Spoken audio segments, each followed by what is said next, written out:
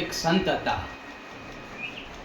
એક સંત પોતાના શિષ્યને સમજાવી રહ્યા હતા કે યોગ્ય વ્યક્તિની પ્રશંસા કે આલોચના જ મહત્વપૂર્ણ હોય છે, બીજા બધાની નહીં. તો શિષ્યએ કહ્યું, કેમ આવું? સંત તેને આ વાતનું ઉદાહરણ સાબિત કરી અને સમજાવવા માટે એક બગીચામાં લઈ ગયા.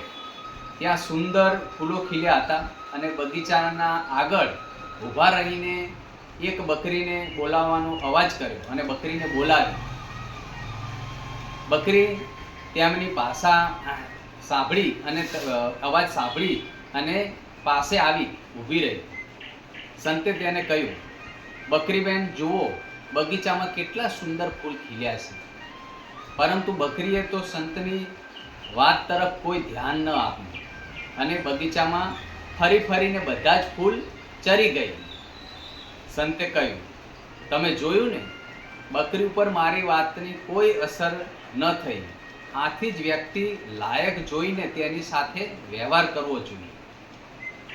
મોટા ભાગના લોકો બકરીની જેમ તકનો લાભ લઈ લેવાનું વિચારતા હોય છે. તેમના માટે સિદ્ધાંતો કે આદર્શોનું કોઈ મહત્વ હોતું નથી.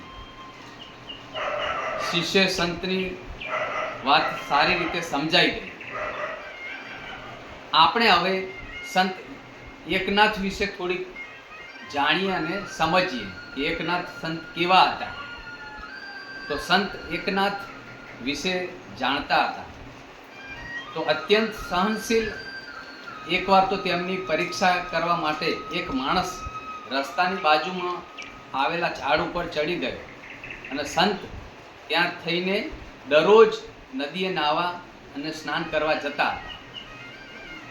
એક દિવસ તેઓ નદીએ સ્નાન કરીને પાછા આવતા હતા ત્યારે પેલો દુષ્ટ માણસ તેમના ઉપર થૂક્યો, એટલે કે કોગળો કર્યો. તો એકનાથ કશું જ બોલ્યા નથી અને પાછા નદીએ જઈને સ્નાન કરવા ગયા. બીજી વાર પેલો દુષ્ટ માણસ સંત એકનાથ ઉપર થૂક્યો. ફરી એકનાથ સ્નાન કરવા ગયા. ત્રીજી વાર પાછા સંત એકનાથ જાય છે નહીં સ્નાન કરી અને ફરી પાછો પેલો દુષ્ટ માણસ થૂકે છે. આ રીતે 108 વાર પેલો માણસ થૂકે છે અને કોગળો કરે છે. છેવટે પેલો દુષ્ટ માણસ હારી થાકી ગયો. દર વખતે સંત એકનાથ સહેજ પણ ગુસ્સે થયા વગર સ્નાન કરીને પાછા આવતા. છેવટે પેલો માણસ ખૂબ શરમાઈ ગયો અને લાચાર પડ્યો. સંતના ચરણોમાં દંડવત પ્રણામ કરીને કહ્યું, મહારાજ, મને માફ કરી દો. હું ઘોર પાપી છું. મેં આપને ખૂબ જ કષ્ટ આપ્યું છે.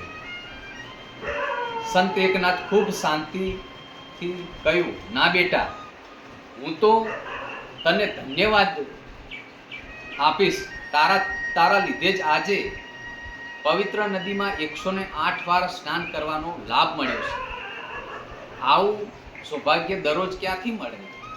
સંતની આ વાત સાંભળીને પેલો માણસ શરમથી પસ્તાવા લાગ્યો અને પાણી થઈ ગયો. જય માતા.